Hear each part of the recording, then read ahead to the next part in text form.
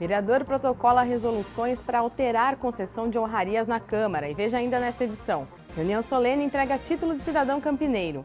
E no quadro de educação, quase metade dos brasileiros estão abaixo dos níveis internacionais de aprendizagem. O Câmara Notícia está no ar.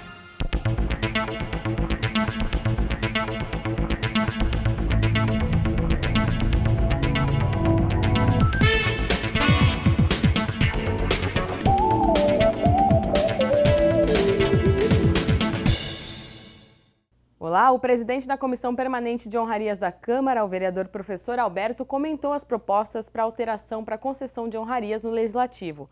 Os projetos de resolução foram protocolados e publicados no ementário da reunião ordinária de segunda-feira.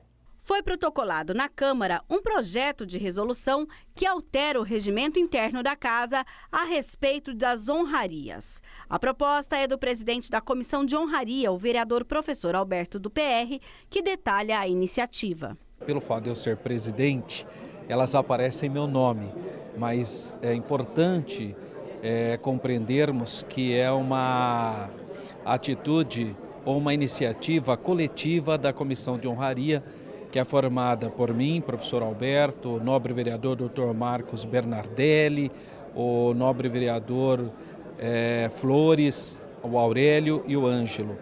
E nós tomamos essa iniciativa depois de analisarmos as resoluções tanto do regimento interno como da própria Comissão de Honraria e percebermos que os títulos, as titulações que a Câmara homenageia os cidadãos, ela estava, de alguma maneira, sendo banalizadas. Desde 1981, mais de 300 honrarias estão no cerimonial da Câmara, à espera dos homenageados. Por isso, a comissão quer proibir a criação de novas honrarias com limite de pessoas a ser homenageadas a cada ano. Isso nos preocupou, tem alguma coisa errada, né? Como que uma pessoa não tem interesse em vir buscar o seu próprio título? Então nós fizemos uma análise, estamos ainda abertos a outros vereadores que queiram contribuir, mas depois de uma análise percebemos que são 36 títulos que essa casa tem. Nós entendemos que isso já é um número considerável, então nós sugerimos que não se cria mais nenhuma titulação, salvo se revogar um já existente. Então seria um limite de 36.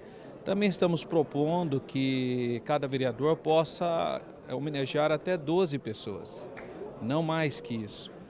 Também estamos propondo que se a pessoa não vir buscar o seu título em 1 ou 2 anos, que ele perca, seja revogado. O professor Alberto acredita que a matéria não seja tão logo colocada em pauta. Nós protocolizamos que nós tínhamos esse compromisso como comissão de honraria, nós tínhamos um compromisso de apresentar as resoluções. Isso nós fizemos, protocolizamos. Agora entendemos que seja importante que haja tempo hábil para o fomento do debate e as contribuições que forem necessárias de todos os vereadores. Também na última sessão, o vereador Paulo Búfalo foi à tribuna comentar a proposta que o Conselho Municipal de Meio Ambiente de dar uma nova destinação ao Bosque de Campinas. Acompanhe. Na 76ª reunião ordinária, o vereador Paulo Búfalo comentou na tribuna sobre a proposta do Conselho Municipal do Meio Ambiente a respeito do bosque, que será apresentado à Prefeitura. Um projeto que fecha o zoológico do Bosque do Jequitibás e transforma aquela área, aquele patrimônio ali natural e ambiental da cidade num jardim botânico e, portanto, muda a vocação daquele espaço. O vereador leu uma fala do secretário de Infraestrutura da Prefeitura de uma entrevista que ele deu a respeito dessa ideia. Não há a menor chance de uma bobagem como essa ocorrer. O parlamentar rebateu. Na verdade, o secretário ele acaba descartando uma análise de que a condição daqueles animais no Bosque do Jequitibás é absolutamente inadequada. Já há situações ali evidentes, sobretudo em animais de médio e grande porte ali. O espaço é inadequado, essa é uma tendência internacional de fechamento de zoológicos, de confinamentos desse tipo, e esses animais, inclusive, iriam para outras reservas, outros santuários, onde eles pudessem ser cuidados de maneira mais adequada do que ficar servindo ali como uma atração para as pessoas. Ainda de acordo com o vereador, a proposta é preservar o espaço. Então a ideia não é aqui acabar com esse patrimônio, seja do ponto de vista histórico, cultural e ambiental da cidade, ele continuaria existindo, preservando seus museus, mas acabar com esse aspecto. Em uma reunião solene nesta terça-feira, aqui no plenário da Câmara Municipal, foi entregue o título de cidadão campineiro ao presidente da Associação dos Funcionários Públicos do Estado de São Paulo. Vamos conhecer o homenageado.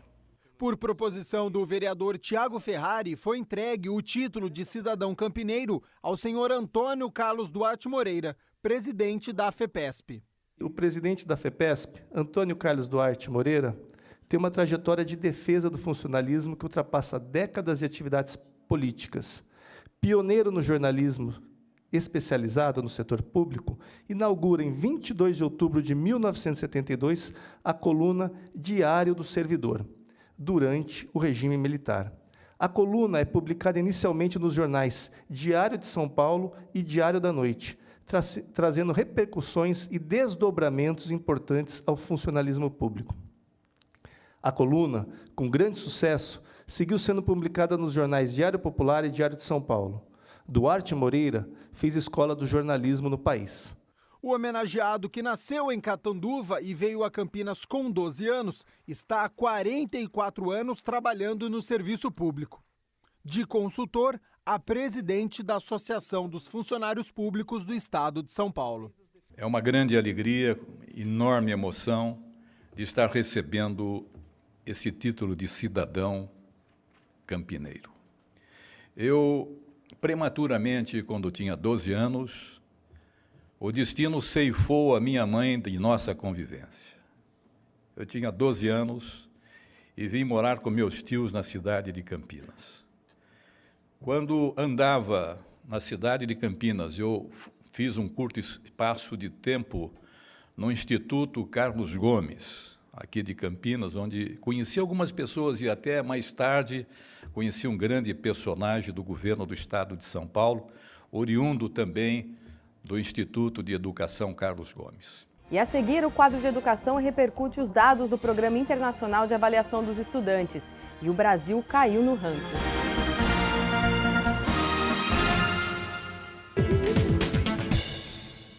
E olha, para este feriado prolongado, a previsão é de chuva, viu? Agora no dia 8, as pancadas devem ocorrer no fim da tarde.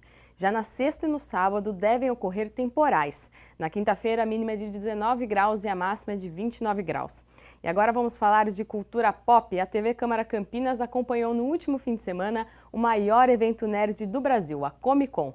Acompanhe os detalhes com Michel Morim. Estúdios de TV, painéis com atores, cosplayers e muita gente. Foi assim o último final de semana em São Paulo do maior evento nerd do Brasil, a Comic Con Experience. Esse ano ocupou 100 mil metros quadrados do espaço onde foi realizada, 80% a mais do que a edição de 2015. Esse ano o evento recebeu 196 mil pessoas, todas interessadas em quadrinhos, cinema, programas de TV, desenhos animados e outras áreas da cultura pop. A CCXP firmou mais uma vez o título de a maior Comic Con da América Latina e a terceira no mundo, ficando atrás apenas da San Diego Comic Con e da Nova York Comic Con. O Universo Épico esteve em 2 dias do evento e está preparando um programa especial só sobre a Comic Con. E até esse material ficar pronto, como o lançamento do filme Assassin's Creed já está aí, você vai conferir em breve uma entrevista com o dublê do protagonista do longa. Nunca quis ser dublê, aconteceu por acidente. Eu era ginasta e coloquei um vídeo no YouTube. E um dos coordenadores de dublês do Jack Chan me ligou e disse: "Eu vi seu vídeo no YouTube. Você quer estar em um filme?" E eu disse, claro. E fiz aquele filme, depois outro e outro e outro. E aqui estou hoje, 10, 11 anos depois. Você não pode perder o programa Universo Épico, todo sábado às 2 da tarde, com reprises aos domingos às 5 da tarde.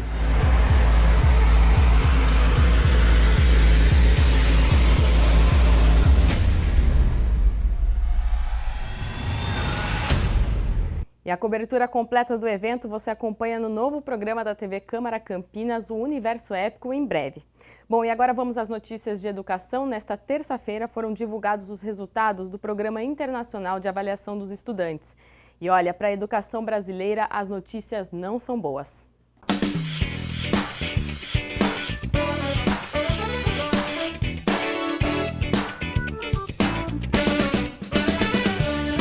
O Enem teve uma segunda prova para aqueles alunos que não puderam fazer o exame original por conta das escolas que estavam invadidas. O professor Célio Tazinafo comentou sobre a prova ocorrida no último fim de semana. Nós tivemos uma estrutura do Enem típica, né? Os textos da prova de linguagens mais longos, né? O segundo dia, portanto, mais complicado para o aluno otimizar o tempo. As provas de ciências humanas e ciência da natureza muito compatíveis com a primeira aplicação e com a cobrança de temas muito clássicos. Aí a gente tem a recorrência a textos de vários recortes, né, a tirinhas, a cartoons, então é uma prova do Enem. Nesse caso o aluno não se surpreendeu muito não. Segundo o professor, a avaliação foi no mesmo nível da prova aplicada na data original. A gente tem até uma estrutura, por exemplo, de redação muito parecida, né? O Enem de primeira aplicação desse ano foi Caminhos para o combate à intolerância religiosa e o da segunda aplicação, Caminhos para o combate ao racismo. Então a prova em si tem uma estrutura muito parecida. E a maneira de corrigir, que é a TRI, garante uma equiparação nas notas. Isso não chega a ser um problema. Célio reforça que essa prova fora da data prejudica alguns alunos. Primeiro, os alunos que tiveram de esperar acarretam um aumento da ansiedade, aquela ideia de que, mas eu já tinha me preparado, será que eu vou estar tão bem preparado agora para um mês depois? Sem dúvida atrapalha, de alguma forma atrapalha. A gente pode ter candidatos que fariam outros vestibulares, em São Paulo não tivemos o problema do adiamento, mas tivemos, por exemplo, o vestibular da PUC São Paulo, como podemos ter em outros estados outros vestibulares. De algum jeito é ruim. Não é bom, não. E o INEP divulgou os dados do PISA, que é um programa internacional de avaliação dos estudantes. Segundo o exame, quase metade dos estudantes brasileiros estão abaixo do nível considerado adequado para a aprendizagem. As áreas avaliadas foram matemática, leitura e ciências. O teste é realizado com estudantes de 15 anos de idade em todo o mundo. O PISA apontou que os jovens brasileiros nessa faixa etária não conseguem reconhecer a ideia principal de um texto, interpretar dados ou fórmulas matemáticas. Esta edição do Câmara Notícia termina por aqui. A gente se vê.